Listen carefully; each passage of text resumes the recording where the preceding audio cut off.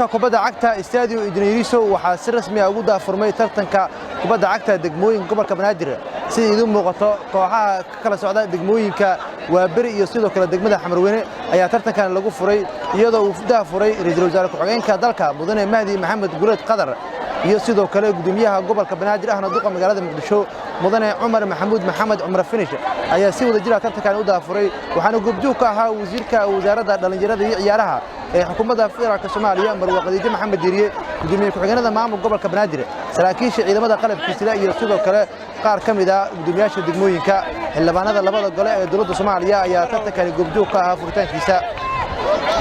gudoomiyaha gobolka Banaadir iyo sidoo kale ra'iisul wasaare ku-xigeenka dalka Mudane Mahdi Maxamed Guleed Qadar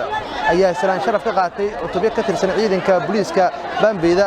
iyagoo sidoo kale salaan qaaday ciyaartooyda kala socday degmooyinka Waaberi iyo degmada Xamarweyne iyagoo ku dhiirigeliyay horumarka isboortiska iyo dhiirigelinta dhalinyarada Soomaaliyeed gudoomiyaha gobolka Banaadir ahna duqa magaalada Muqdisho Mudane Cumar Maxamuud Maxamed Cumar Finish waxa uu tilmaamay in maamul gobolka Banaadir ay ka go'an tahay dhiirigelinta dhalinyarada Soomaaliyeed iyo in sare loo qaado isdhexgalka bulshada si loo xoojiyo nabadda ummadda Soomaaliyeed sharaf ay noo tahay maantay inaan furno tartankii kubadda cagta ee degmooyinka gobolka Banaadir isla markaas waxa kaloo sharaf noo ah inay maantay madaxdii heer qaran iyo heer gobolba ayagoon kala maqnayn ay nagala soo qayb galeen ayna diyaar u yihiin inay noo furaan wasiirka wasaaradda dhalinyarada iyo ciyaaraha ee xukuumadda Soomaaliya Khadiija Maxamed Diiriye oo ka warbixisay horumarka isboortiga ka jira dalka iyo gobolka Banaadir waxaan ku faraxsanahay isboortiga Soomaaliyeed horumarka uu sameeyay labadii sano ee ay jirtay dawladda Jamhuuriyadda Federaalka Soomaaliya iyo xukuumadda dawladda uu hormuud ka yahay madaxweyne Maxamed Cabdullaahi Farmaajo iyo xukuumadda ra'iisul wasaare Xasan Cali Khayre barnaamijka dawladda ra'iis annaga ku shaqeyno kaasaan la wadaagnaa gobolka Banaadir iyo dawlad goboleedyada dalka ka jira dhinaca horumarka isboortiga waxaan rabaa si gaar ah hortaada inaan uga mahad celiyo dawladda ra'iis saxaafadda oo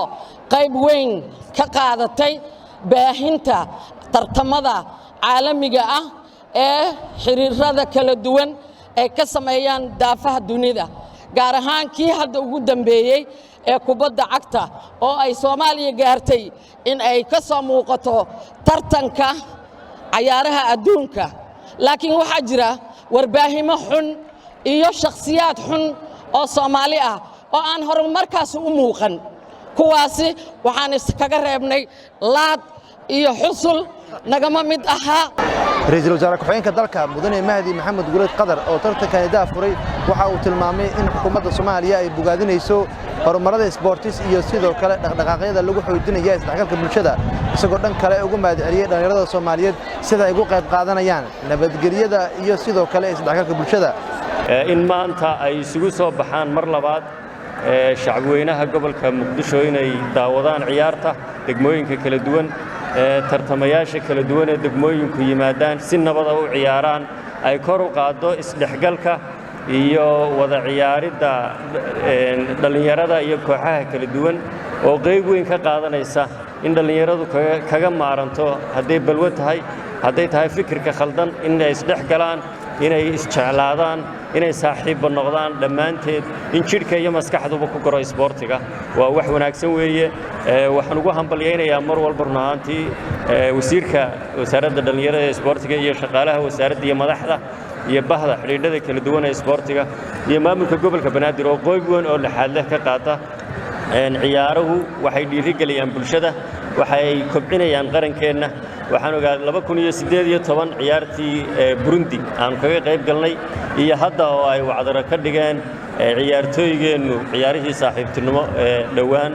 ugu dambeeyay meel wanaagsan ka gaareen waxay taasi tusaysaa in isboortigu kobcayo nabadu kobcayso 2026 aynu ka qayb gali doono tartanka adduunka Ilaahay idinkiisa